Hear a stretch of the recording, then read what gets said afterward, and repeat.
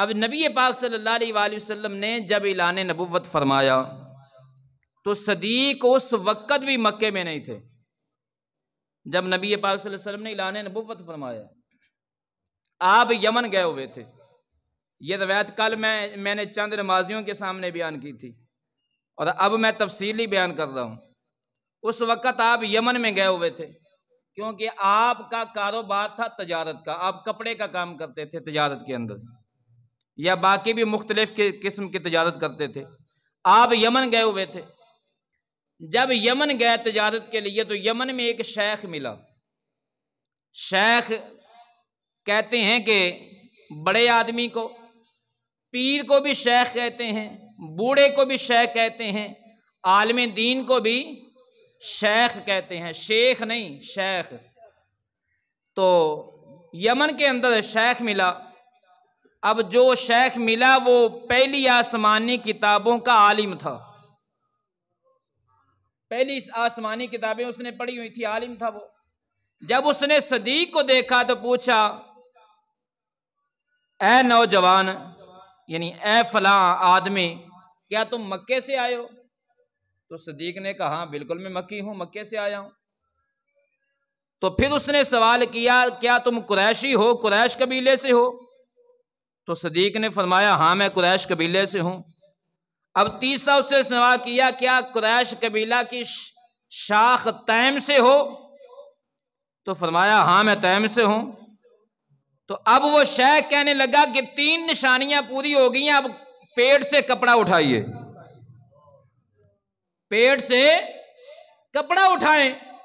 سیدنا صدیق اکبر نے کہا واللہ میں اس وقت تک کپڑا نہیں اٹھاؤں گا جب تک تم یہ نہ بتاؤ گے کیوں پوچھ رہے ہو مجھ سے نشانیاں، یہ مجھ سے مکے کے بارے میں کیوں پوچھا، قریش قبیلہ کے بارے میں کیوں پوچھا، اور قریش کی شاخ تیم کے بارے میں کیوں پوچھا، اور اب میری قمیض کے نیچے پیٹ پر کیا دیکھنا چاہتے ہو، جب تک یہ بتاؤ گے نہیں میں کپڑا نہیں اٹھاؤں گا۔ اس نے کہا واللہ میں نے پہلی آسمانی کتابوں میں پڑھا ہے کہ آخر الزمان نبی آئے گا، جب وہ نبی اعلان نبوت فرمائے گا 2 آدمی سب سے پہلے اس پر ایمان لائیں گے، ان 2 آدمیوں میں ایک نوجوان ہوگا ایک بوڑھا ہوگا، اور ایک جو نوجوان ہے وہ تو ابھی میں نے نہیں دیکھا، لیکن جو عمر رسیدہ ہوگا وہ تم ہو، تمہارے اندر 3 نشانیاں پائی گئی ہیں اور ایک نشانی تمہاری ناف کے اوپر ہے، وہ دیکھنا چاہتا ہوں، اور تم اس نبی کے پہلا خلیفہ ہوگے، میں نے پہلی آسمانی کتابوں میں پڑھا ہے۔ تو اب سیدنا صدیق اکبر نے پیڑ سے کپڑا اٹھایا، اور جب کپڑا اٹھایا تو سیدنا صدیق اکبر کی ناف پر تل تھا، اس نے اس تل کو چوما اور کہا تمہیں مبارک ہو، تم اس نبی کے خلیفہ اول ہوگے۔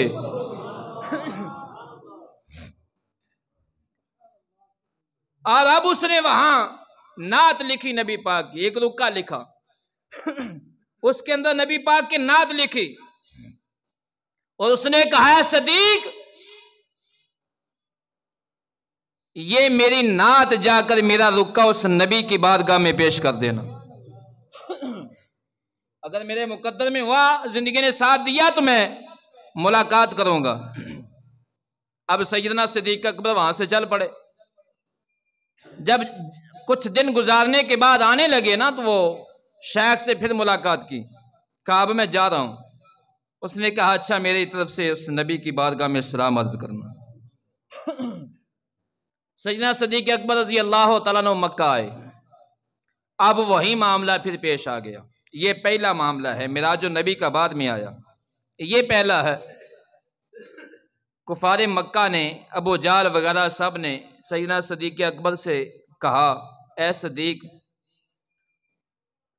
سنیں تمہارے دوست کیا کہتے ہیں؟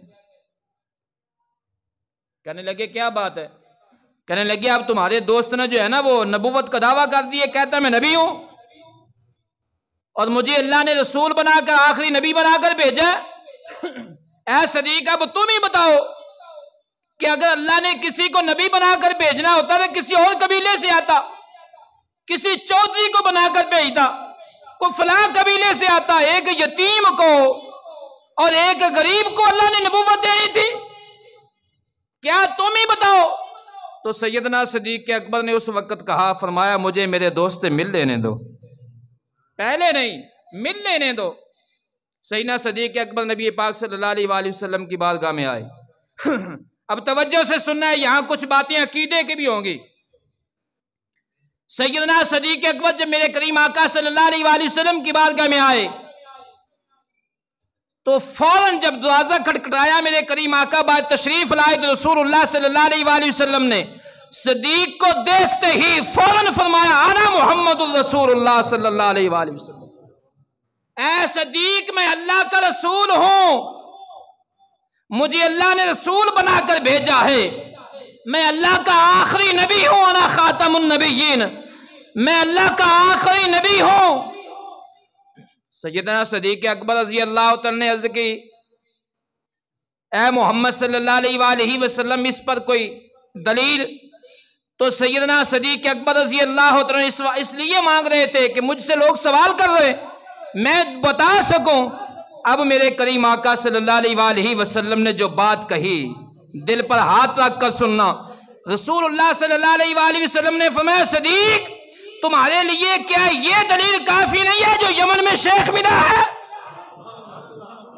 शेख का मिलना तुम्हारे लिए ये दलील काफी नहीं है? सैयदना सिद्दीक अकबर ने अर्ज़ की, ऐ मोहम्मद सल्लल्लाहु अलैहि वसल्लम मुझे शेख तो काफी मिले, मैं बड़े बड़े शेख से मुलाकात की है मैंने, यानी बड़े लोग आदमी, बड़े लोग मुझे मिले हैं, बड़े बूढ़े मिले हैं, तुम किस शेख की, आप किस शेख की बात कर रहे हैं?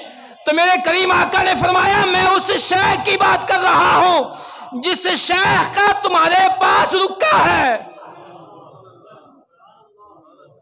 जिसने रुका देकर भेजा। अब मुझे बताएं, दिल के कानों से आके, सर के कानों से नहीं, दिल के कानों से सुने, और दिमाग से नहीं, दिल में से, जो दिल से पूछें जो आवाज आ रही है। अब मुझे बताएं, मक्का से यमन कितना दूर है?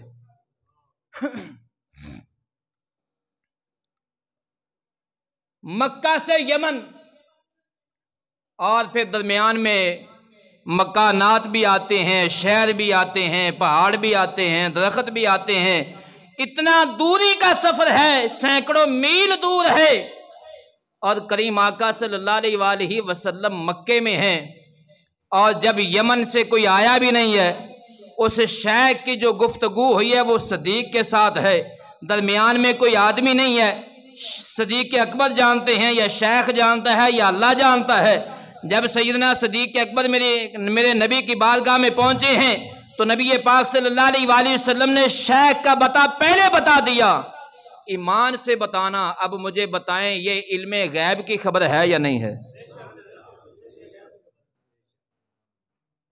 अगर ये इल्मे गैब की खबर नहीं है तो फिर कौन सी होगी?